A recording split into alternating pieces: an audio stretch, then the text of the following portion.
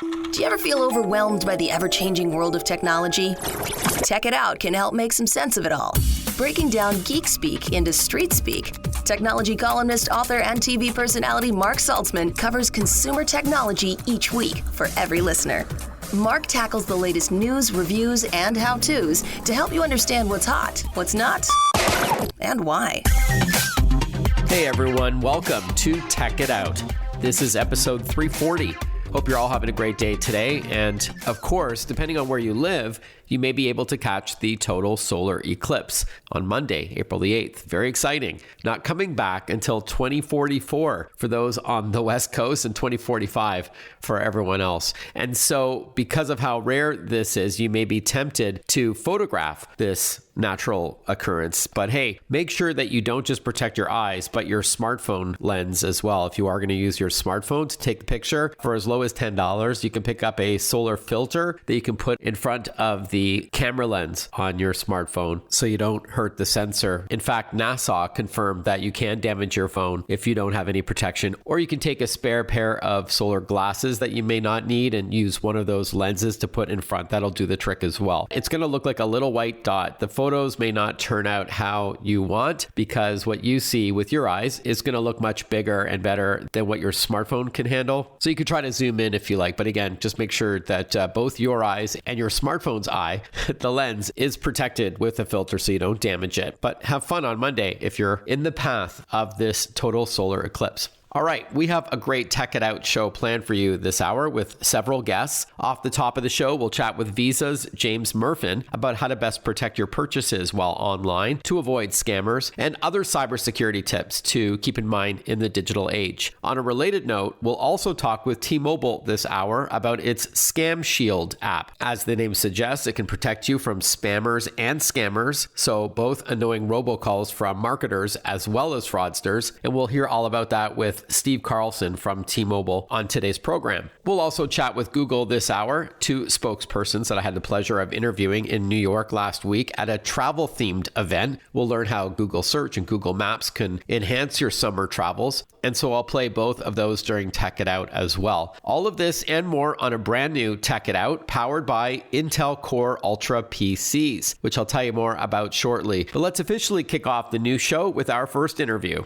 Not a day goes by that we don't hear about yet another cyber attack or a data breach or a scam affecting not just businesses and governments, but us regular folks too. Clearly, there is money to be made from victims, which is why these fraudsters exist. Thankfully, the good guys are fighting back to help protect your identity and devices. To explain, we're joined by Visa's James Mirfin. James is Senior Vice President, Global Head of Risk and Identity Solutions at the company. Welcome to the show, James. Good to chat with you. Thanks, Mark. Thanks for having me here. Before we talk about how Visa is leveraging technology to help fight back against these malicious types out there, these fraudsters, tell us please a bit about Visa and how much the company has invested in this space over the past few years. Yeah, it's a great question. As you say, the bad guys are spending a lot to try and attack everyone else. So Visa's invested a huge amount of money in this space. Over the last 5 years, we've spent over $10 billion on technology capabilities to try and counter some of those threats. We employ over 1,000 people in the cyber space. And as a result, we've got a network that runs at 6 nines of reliability. So 99.9999% availability. Which is really important when merchants want to accept payments and consumers want to be able to make payments. And as a result of that investment, just to illustrate how big this challenge is, we blocked over $40 billion of fraudulent activity on the network last year, which was nearly double what we saw the year before. And it must be challenging because people want these transactions to go through quickly as well. Like, you know, if I'm shopping online and I'm using my Visa as I do, I don't want to sacrifice security for convenience. Like, I want it all. And I'm sure I'm not alone. So it's amazing how quickly Visa can process these transactions, yet keep it secure. You know, again, with an investment to the tune of billions with a B, that's really impressive. Yeah, it's not easy to do. And it's a combination, as you said, balancing friction and fraud. And every one of our clients is trying to get that right so that you don't inadvertently disrupt a good consumer, but you do stop the bad guys. And so we're using cutting edge technology.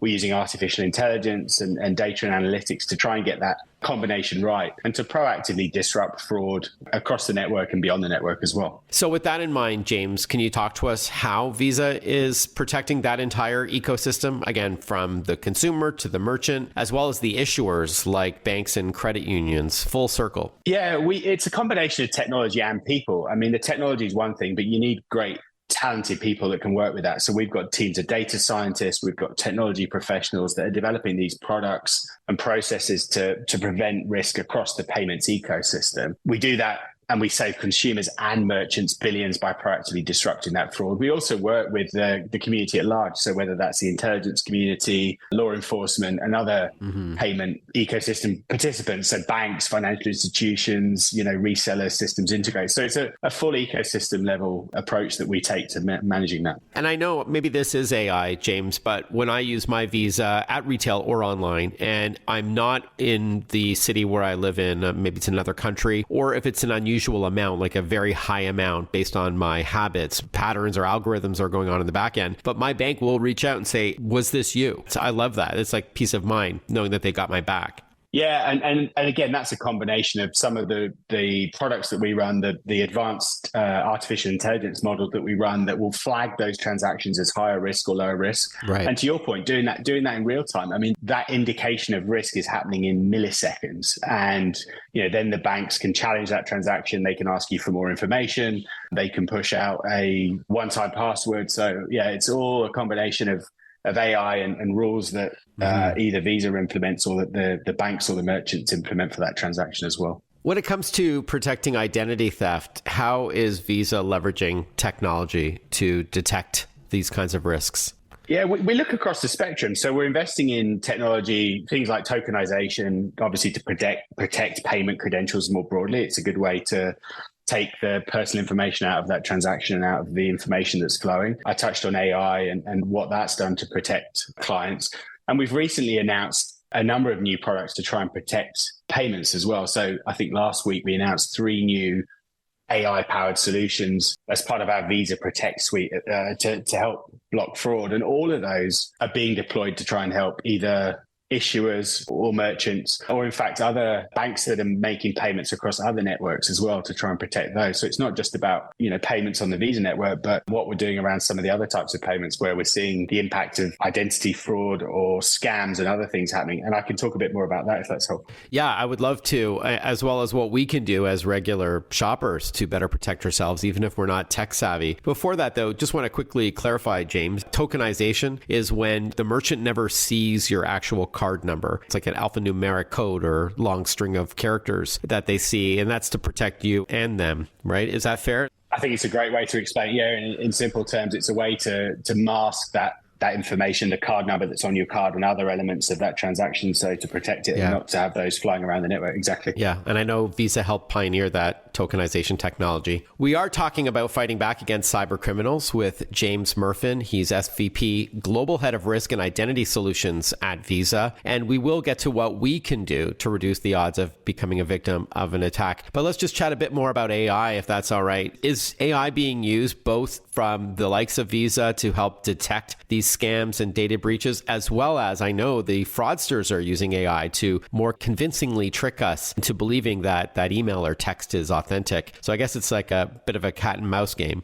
It is. I always describe it as an arms race. So yeah, we are absolutely using AI in the products that we're delivering. One of the ones we announced last week was to provide real-time account-to-account payment protection. So beyond the Visa network, as you'll have seen, you mentioned some of these things like scams, and I'll talk more about those in a second. But all of those things, romance scams and investment scams, unfortunately, a lot of those, they're ending up in payments happening on faster payment or real-time payment networks. Mm-hmm. And banks are losing a lot of money. I think there was a number shared in the UK last year, or consumers losing. There's about £485 million lost in the UK last year to push payment fraud. And that's just the reported fraud. We know the numbers are much bigger because people are embarrassed to say what happened. Great point. We launched an AI-based product to help banks decision those real-time payment transactions like they can decision a card payment on our network, and to actually block payments that we've flagged based on AI models as being suspicious. So that was something we announced last week. So that's an example of where we're using AI to try and stop it. But yeah, to your your point, the cyber criminals and the organized crime gangs are using AI. The way I think about it is they're taking new technology to old techniques. So whether it's romance scams, whether it's investment scams, I mean, there's one that we've heard a lot of headlines around, which is pig butchering. It's a terrible name, but it's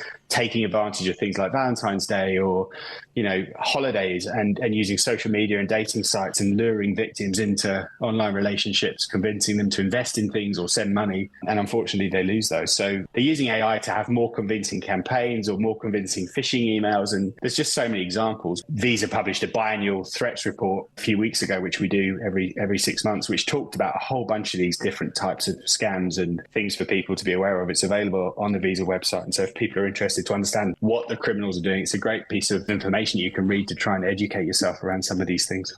All right, pig butchering. Obviously a bit of a strange name, as you had said, James. Can you explain where that name came from? It's a terrible name, but the idea is, I think, that a butcher fattens a pig up before slaughter. And so the whole concept of pig butchering and those types of scams is it's something that's nurtured for a period of time. So an innocent consumer is lured into a relationship and they're lured into an ongoing engagement with a criminal who's encouraging them to do things over time. So it could be investing in a fake cryptocurrency platform, or it could be a romance scam. It takes lots of forms, but it's about building up to a very big loss event at some point in time. So it's an interesting use of the term, and unfortunately, there's a lot of people. We actually did a survey and found that over 10% of the adults that we surveyed had been targeted in a pig butchering scam. So this is happening at scale. Wow. More with Visa's James Mirfin when we return on Tech It Out. Stay with us.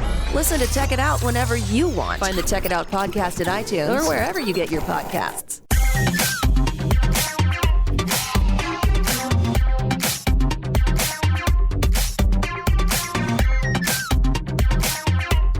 Welcome back to Tech It Out. Before we continue on with Visa, a huge thank you to Intel. Intel Core Ultra processors represent the largest shift in Intel CPU design in more than 40 years, adding generative AI capabilities to the laptop itself. This makes accessing your data more personalized, faster, and more secure than leveraging the cloud. Get immediate results by asking your computer something like, show me the email where I was promised a raise, or where are my wedding photos? The AI PC is here. More info on Intel Core Ultra processors is at intel.com/Core Ultra. Hey, we are chatting with Visa's James Mirfin. James is Senior Vice President, Global Head of Risk and Identity Solutions at Visa. We're chatting about protecting yourself while shopping and just generally spending time online. We're going to get to a bunch of general tips in a moment, but you were saying before the break, you were telling us about the term pig butchering, where the victim is gradually lured into making increasing contributions to the fraudsters. And I would think the problem is even bigger than you suggested, James, because let's face it, people are embarrassed. So they may have been a victim of these scams, but they're so embarrassed that they will not report it to the police or tell their family and friends about it. And so it's probably a much bigger problem than we realize. So I'm really happy that we're doing this interview, James. And with that in mind, any tips that you have for us, just as regular shoppers who are listening, even if they're not tech savvy, to avoid or at least reduce the odds of getting scammed? Yeah, absolutely. I mean, the first thing I'd say on your last point is if you have been a victim of this, talk about it. If you can, report it to the police, tell your friends, because the more we can educate other people that this is happening a lot, the better informed people will be and the more aware to it they'll be, because we've talked about how the criminals are using technology.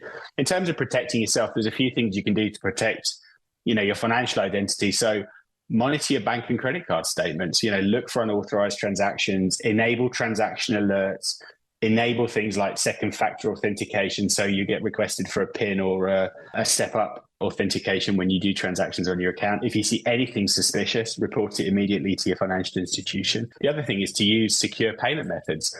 Not all forms of payment are equally secure. Payment cards, Visa cards and others offer better fraud protection than other methods. And so if you're making a payment to someone or you're being requested to make a payment, cards best, think about whether you want to do a money transfer or a wire transfer or use peer-to-peer payments, because not all transactions are equally protected. So, and fraudsters will usually try and go to those where you don't have protection. Right. Like Google Play cards or crypto or something. Yeah. If it feels wrong, challenge it, ask questions, report it. And then the other thing is if you get a suspicious phone call, protect your information. Don't disclose any personal information. If someone calls you, be wary of any requests for, bank account information, social security, any information that's unique to you. Don't share it over the phone. Even if that phone call looks or sounds like it's from a friend or a family member. I mean, again, criminals are getting very clever at using technology to clone voice and do things like that. So don't necessarily trust it. Verify the caller's identity, check the phone number.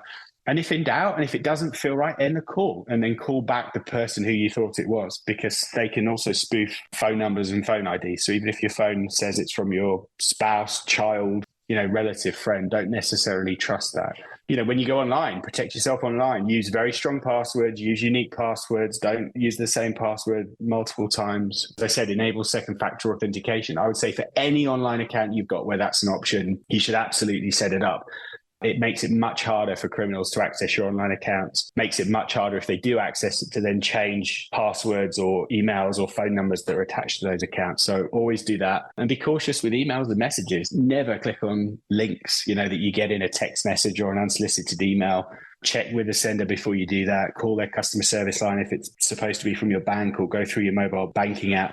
Keep everything updated. If you're using a phone or you're using a tablet or a device, make sure you're applying the security patches. The hardware vendors do a great job, and the software vendors do a great job of trying to keep up and try and protect you. But there's an onus on all of us to make sure that we update all of our devices as well. Wow, so many great tips. That was like a dozen really helpful tips. If anybody's listening to this in podcast form, hit rewind about 2 minutes and listen to those dozen tips, because they were all genius. Thank you. Great advice. So James, the best call to action would be visa.com/security to read that report as well. Yeah, there's lots of information on there. There's reports and there's tips and guidance that we provide to help keep people safe online, and we update that regularly. So definitely a place to bookmark and go back to and familiarize yourself if you're concerned about security, or you just want a reminder of things that you should be wary of. All right. So visa.com/security. James, great chatting with you. Thank you so much for your time and your expertise. It's been great talking to you. Thanks, Mark.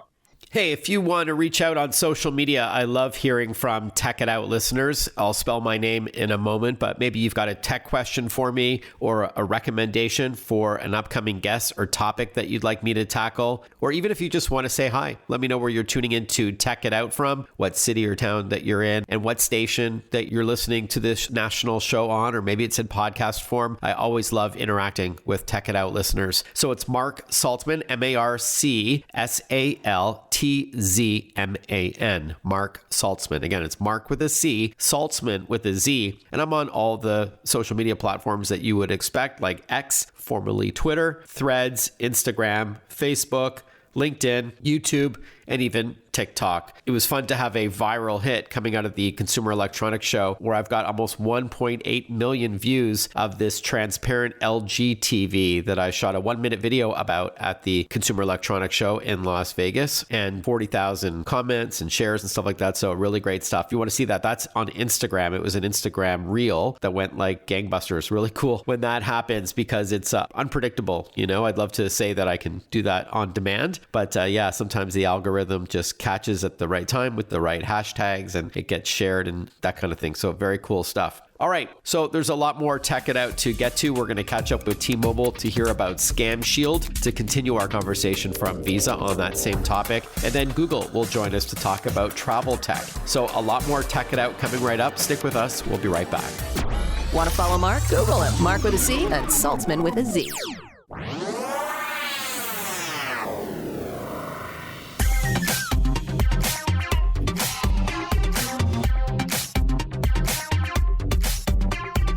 Breaking down geek speak into street speak. This is Tech It Out. Tech It Out with technology columnist, author, and TV personality Mark Saltzman. Welcome back, everyone. You're listening to Tech It Out.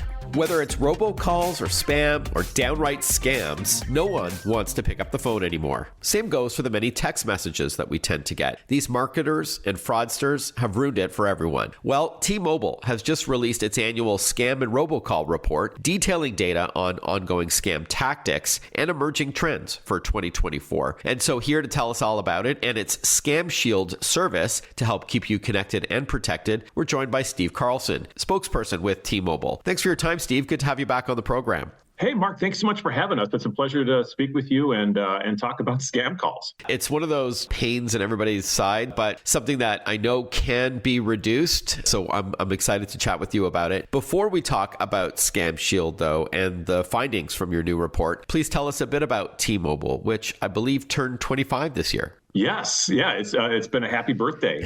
Old enough to rent a car now. Right? Yeah, I know. It's a huge milestone. I think that means you can run for Congress now too. There you go. At that point. Interestingly, so much of what we do to protect our customers from scam calls is a result of how we manage the network. And the network continues to be the big story at T-Mobile. We've got the largest, fastest, and most awarded 5G network in the U.S. Our 5G network covers 330 million people, and our ultra capacity 5G, which your listeners who are very tech savvy would know is the mid-band type of 5G, covers 300 million people nationwide. And that's fantastic. I mean, that's the kind of 5G that is both super fast, gives you hundreds of megabits per second in your home, but it also travels really far. So it's going to propagate far from the towers. You're going to get good coverage in around your house and all those places that are important to you. And that's really big. And then, the second part of the story is really about continuing to deliver for our customers and finding new ways to serve our customers. And that's been a part of what has really been the Un-carrier promise for our customers for several years. And one of those elements may be Scam Shield. Yes. So Scam Shield is a proprietary suite of tools. It's like, I think of all the different weapons in your arsenal that we give to our customers to protect them from scam calls. And this shows up in a lot of ways. The first of which is Scam ID. And we've all had scam calls coming in, unfortunately.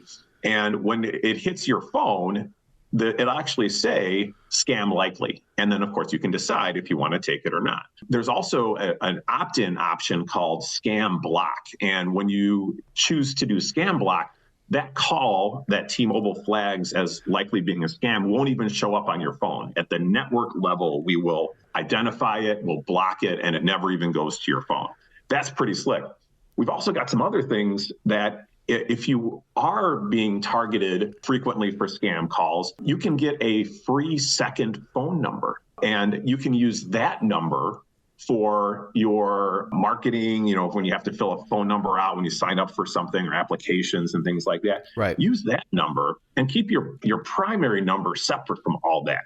But if it does get out of hand, if you do continue to get a lot of scam calls, you can also just change your number for free. We'll do that for you. I know some people, if you've had your number for a long time, it might be hard to pull away from it, but we'll change that for you. And that's all part of the Scam Shield suite of services. What happens, though, when the number is spoofed? And let's say you live in Chicago, so you see a 312 number come through, and you're like, okay, I'm going to answer. It's probably somebody in the city. But it's not. It's someone overseas spoofing that 312 number. Can Scam Shield catch that? So if the call already gets through, what you can do is report that number back. And we have our ways of constantly updating our network with new numbers, and we will take feedback from customers to update those algorithms that we use and all our other proprietary machine learning and AI tools that we built into the network so that we can stay one step ahead of the scammers. So how would Scam Shield then, Steve, be different than an app like RoboKiller or Truecaller? They were on this show a couple of months ago, Truecaller. Is it similar technology, or you said it was proprietary, right?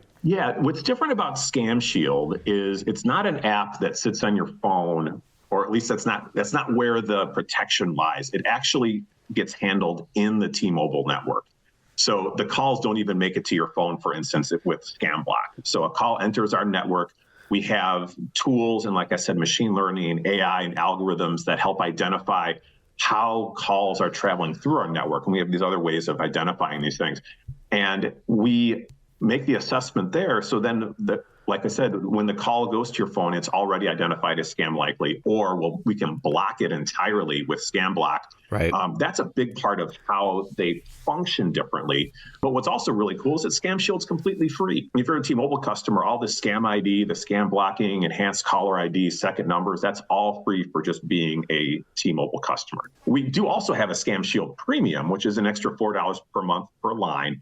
And with that, you can manage your own call block list. You can do some really fancy organization of your voicemails, automatically send calls to voicemail. You can categorize calls that get sent to voicemail. We've got reverse phone lookup, things like that. And like I said, for premium, that's just an extra $4 per month per line. If you're not a T-Mobile customer, can you pay for that service? You cannot, but we make it really easy to become a T-Mobile customer. We've got that process down, and I'm happy to talk about that too. I figured that was the case. We are chatting with Steve Carlson. He's Senior Manager of Communications at T-Mobile. He's a spokesperson for the company. We are chatting about Scam Shield, which helps protect you from unwanted calls and texts too, correct, Steve? Yeah, we also have a way to protect our customers from scam text. Now, this is outside of the Scam Shield suite of services, but we've been using our own tools for protecting our customers since 2014 for protecting them from scam texts. And this is, like I said, outside of Scam Shield, but it's all free and it's still part of being a T-Mobile customer. Without further ado, let's now hear about your recently published Scam and Robocall report. This is an annual report. Please talk to us about the key findings. Yeah, this is our fourth year of doing a scam call report. And I'm happy to say we have good news for the first time. So we started this in 2020, and year over year, the number of scam call attempts that we've blocked have doubled. 2020, it was almost 10 billion. In 2021, it was 21 billion with a B. 2022, it was 40 billion calls that we identified or blocked for our customers. This last year, 2023, our last year of full data, that number was cut in half. We only had to identify or block about 20 billion calls in 2023. That's still an amazing 628 calls every second, but it shows how many interventions from like the federal government and the wireless providers and increased technology on the scam prevention side that T-Mobile has, that is cutting down on the scam call attempts significantly. Even if you're not a T-Mobile subscriber, we'll have tips on how to fight back against scammers and spammers when we return on Tech It Out. Stay with us. Breaking down geek speak into street speak. Tech It Out, hosted by Mark Saltzman.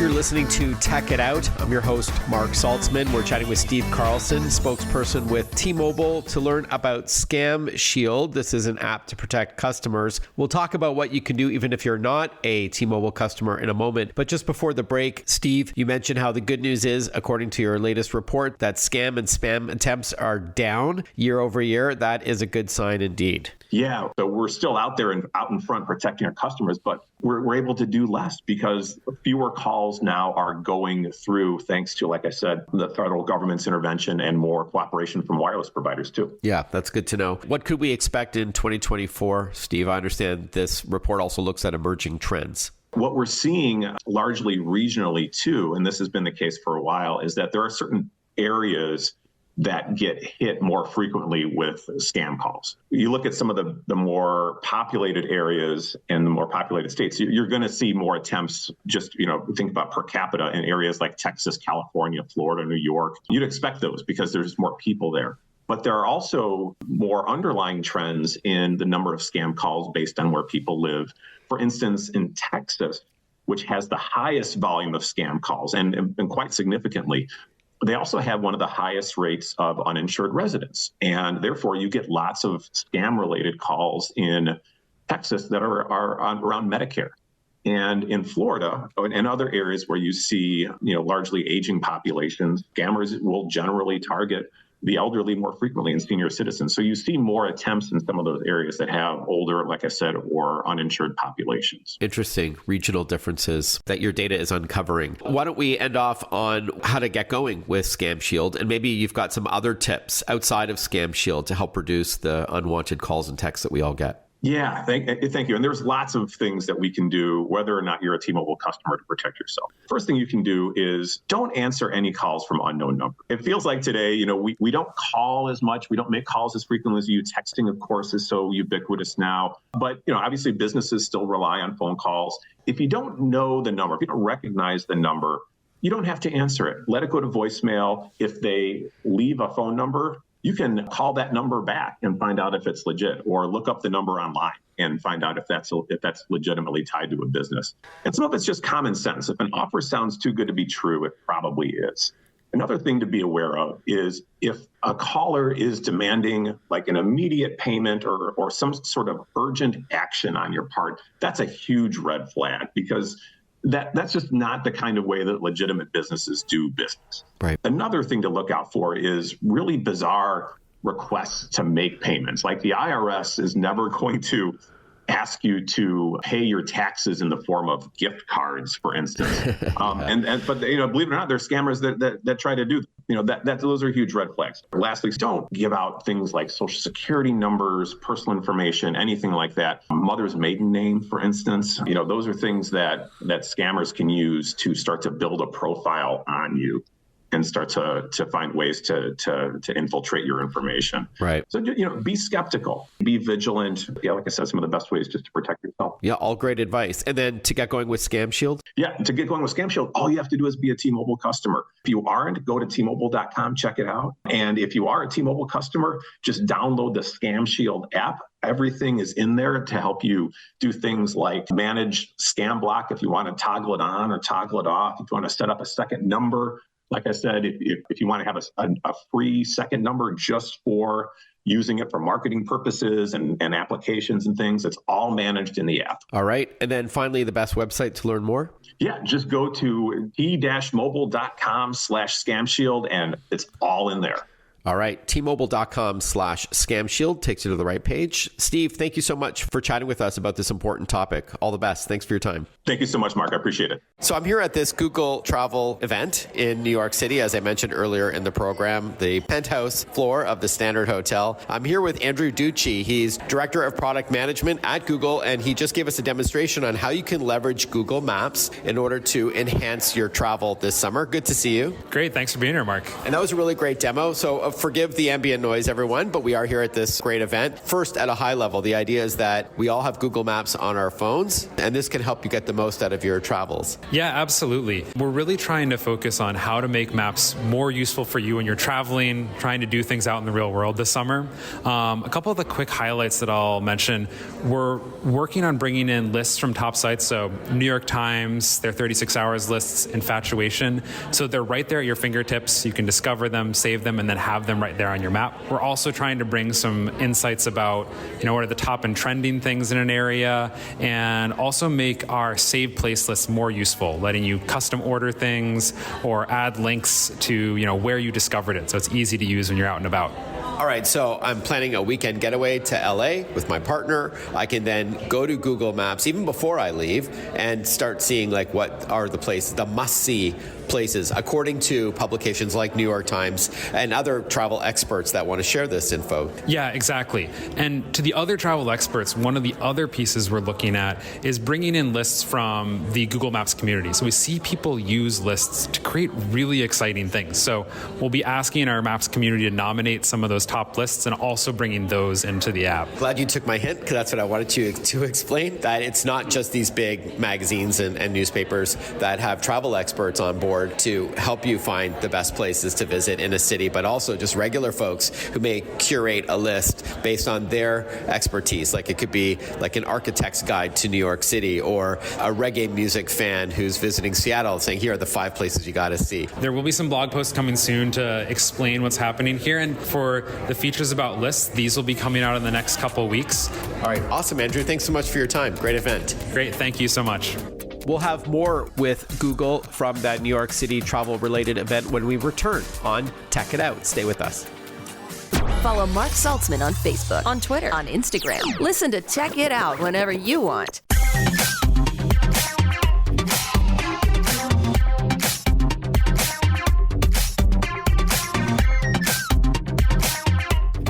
Hot off the heels of that chat with Andrew, I'm now with Charity Mende. She is a Google technology expert. Also here at this Summer Travel with Google event at the top of the Standard Hotel. Charity, your chat was great earlier. Our whole group enjoyed it. How's your day going so far? It's great, thank you. It's sunny in New York, so I can't complain. Exactly. All right, speaking of New York and being sunny, this summer people will be traveling a lot more. And so Google is hosting this event to showcase different ways Google Maps and search can be leveraged to get the most out out of your travels, whether it's personal or professional. Why don't we go over some of the things that you chatted with us about? I think it was tied mostly to search. Yes, so I was sharing search tools that can help you plan for your summer travel. One of the key tools that I personally love is Google Lens. Now, Lens is available by clicking the camera icon on the Google search bar, whether you're on the Google app or on Google search on web or desktop.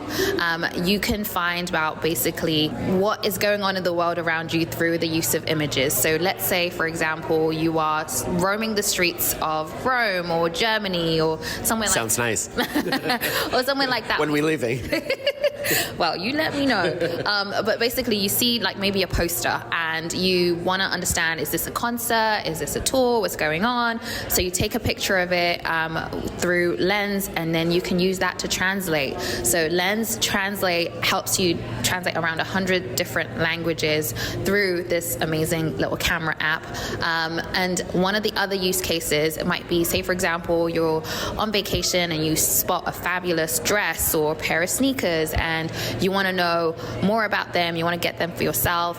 You can snap a photo of those sneakers, for example, and then Lens will show you similar results that you can shop for. You can also use multi-search, where basically you add text to that. So say, for example, with the sneaker search, you want them in green. So you take the photo, you search for it through Lens, and you add green, and then it will show you options that you can buy in green as well.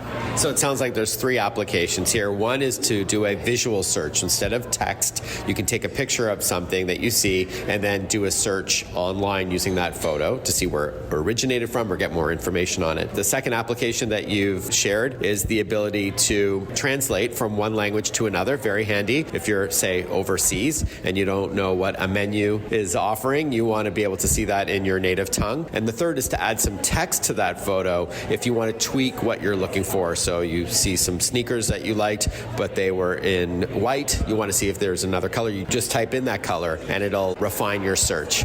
So thank you for that. You also showed, and I know this debuted a couple of months ago, Circle to Search, which is so convenient. Can you explain that to us? Yes, Circle to Search is a really, really exciting new update we have added to the search tools. So basically, it's available on premium Android devices, for example, a Pixel or Samsung. We're hoping to expand it to more devices soon. But basically, you long press the white bar underneath your Pixel device, for example, and you might be in a social media app and you see a cool video. Let's say you're planning a trip to Korea and you see Korean corn dogs all over your social feed, and you long press that white bar and it will freeze the screen so that you are able to circle, squiggle, search for that item without having to swap around. So in the example of the Korean corn dog, it might actually be helpful while you're planning your dinner plans or you're planning to go to a street festival in whatever country you're in. Yeah, it's super convenient. Again, like you said, it freezes whatever on the screen. It could also be whatever your camera sees. Like you can be in line at a Starbucks behind somebody and you like their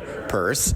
You can just use your camera. You don't even have to take a picture of it to look at the purse, and then you can press and hold that bar at the bottom of the Pixel, circle that purse with your fingertip, and the bottom half of the screen then elevates, and so it's like a split screen now, and it'll do a search based on that image. So it's super convenient. I love it, and I can see all the applications for travelers as well, as you hinted at. One of the things that we announced earlier this year is AI-powered insight. If you're using Circle to Search or you're using Lens, you can take a photo. For example, let's say you're in an art gallery and you see a piece of art that you love and you're like, why did they paint this? You can add to your search and say, why did they paint this? And you get AI-powered insights, which can show you helpful links, but also a summary, just so you can dig a little bit deeper into whatever it is that you're searching for. Or if you want to buy a print of what you're looking at, you can order it before you even left that museum, right? It could be on its way to you already. Exactly. Awesome, Charity. Great to chat with you. Thank you so much for carving out some time to talk. All right. Thanks, Mark. Thank you to my awesome partners on Tech It Out, like Visa and Western Digital, and our title sponsor, Intel. The Intel Core Ultra processor represents the largest shift in Intel's CPU design in more than 40 years, adding generative AI capabilities to the laptop itself, making your data more personalized, faster, and more secure than leveraging the cloud. The AI PC era is here, ushered in by Intel. You can learn more about it at either intel.com/AIPC or